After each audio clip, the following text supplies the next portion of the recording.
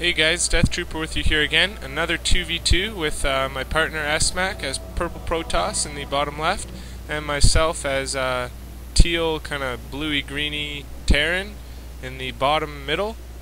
We're against Blitz Knight, Zerg at the top right, and a blue Protoss Crazy Man in the top middle.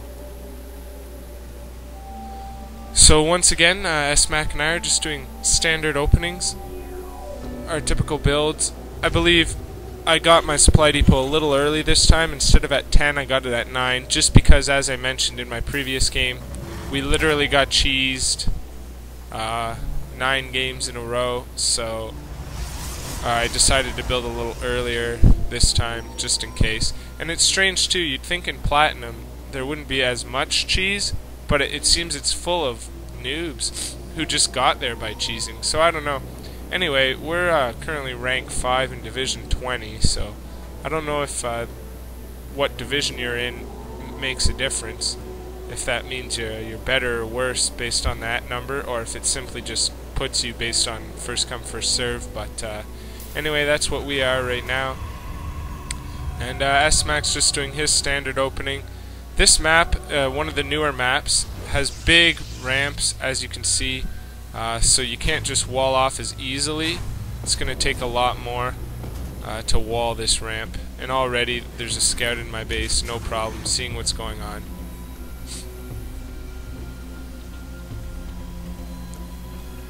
Now I'm casting this game. It's actually a really interesting game, and I use ghosts a lot, and it's quite exciting actually, so just hang in for both parts, and I'm sure you'll enjoy yourselves.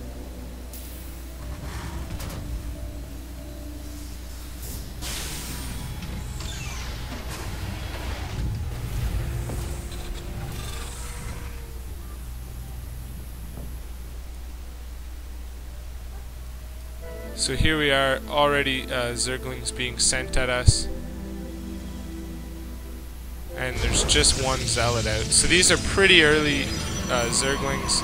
I guess he knows there's no way SMAC could have blocked his ramp, so he's going to try and get some probe kills. But SMAC's reaction is quite well, and actually I don't believe he lost a single probe.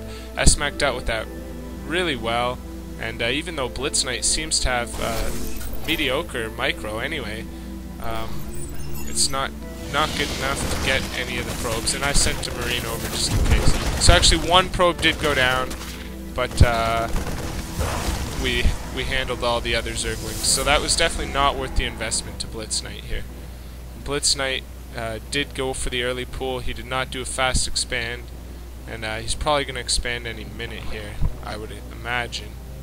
And yes, here it comes down. It's very typical of Zerg players to fast expand in 1v1 and 2v2, just because it's so hard to stop them, because they can just mass Zerglings and get a couple spore crawlers or whatever they're called, and here they are, spine crawlers, and it's hard to break them. I'm actually surprised he hasn't expanded yet, but I know he expands really soon anyway. Protoss player, just going standard build, hasn't really done much, and SMAC's probably looking about the same. SMAC, I think, has the Cybernetics core up earlier, or no, same time I guess. And this guy's going Forge now. Myself, I'm just doing a standard 2 racks, but then I got the Ghost Academy instead of the factory. And I'm just building supply depots over here. I like to build them all around the perimeter of my base. That way if any flying units or harassment units like Reapers are going to come in from the sides to get at my mineral line, I'll see it coming. I'll at least have a couple seconds extra to react, and that can make all the difference. StarCraft is definitely a game of seconds, so always having as much notice is very beneficial. So here I'm pumping my first Ghost, and I believe I start researching Cloak quite soon, right after I have the money, and there it is. So I plan on investing in Ghosts heavily this game, knowing I'm against Protoss. That's always good, and I figure I'll go nukes as well. SMAC had a really good idea that we should try out, using force fields, force field in an army, let's say, and then do a nuclear strike on it to kill the army. Now, we don't actually pull it off this game, but you will see effective use of ghosts for sure. And what you should watch out for if you're a Protoss player and a Zerg player against a Terran player. So here Blitz Knight has his expansion up. I believe I might even I'm just going factory now so that I can actually get the nuke. You need a factory for that. And S-Max just macroing up. It's got 3 gateways, Robo Bay coming in now, and Forge coming in now. This player got Forge a lot faster, but he's not researching any of his weapons, and I only see 1 cannon, so that was kind of a waste of maybe 300 minerals for no reason. I guess maybe he was worried about being attacked early, I don't know. Or maybe this player's just not very good. So now he's expanding himself to match his ally, which is a good idea. Now that Blitz Knight is set up, Blitz Knight can start pumping some units and back him up. He's going straight to Spire. Oh no, he does have a Roach Warren, but no Roaches out yet, so he's just getting a Spire now. Probably going to start building Mutalisks. S-Mac here taking control of the watchtower. It's very good to watch these towers. As you can see, the vision here gives all this area from this tower, so we can see well in advance when an army is coming. It's quite useful. Now we decide to kind of put our armies in the middle here. I should move mine shortly. I'm expanding, S-Max expanding, and I have a pretty sizable army. I believe I have 2 ghosts now. There's 1 there, and there's 1 there. So I like to always get 2 just in case 1 dies. You can't just rely on 1 for all the investment I've already put into it. Cloak and nuke seemed very costly. And I'm also going tanks. I find they're extremely effective against Zerg, siege tanks.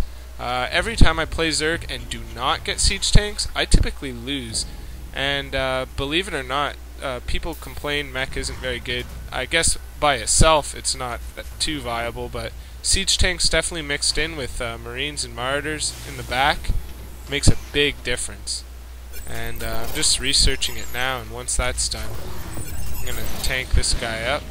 He'll have a whole radius here that he's really effective on this ledge's defense. Now I've got 2 siege tanks. Anyway, I'm sending in my ghost now. First mission. I figure he's got tons of energy. I've got the nuke up. Let's go scout and see if I can do anything with the nuke. So here's an observer from Crazy Man. If he was smart, he'd turn that around upon seeing that ghost. But I guess he decided not to or didn't notice. I don't know. So the second I get here, oh, here's another observer. I guess that's why he's not too worried about it. And he's got cannons. I see the cannons, I move away immediately. The Zerg player has no overseers. Now I was counting on this because most Zerg players typically only get 1 or 2 and have them with their armies, not at their base. He sees my ghost and follows it, but he doesn't send in observers, so then he just kind of stops. Oh well, I do nuclear launch. I would assume Blitz Knight would have evacuated his drones. He either didn't notice that I was nuking right here, or he's just not that great a player, I don't know. But it is platinum levels, so anyway, that definitely made the ghost, the cloak, and the nuke paid for right there. I killed all those drones, the extractor, and half this hatchery. So here comes the overseer. A little bit late. I just let this ghost shoot away, see what he can do. I don't really care if he dies. He definitely paid for himself. And I'm still just macroing up here. My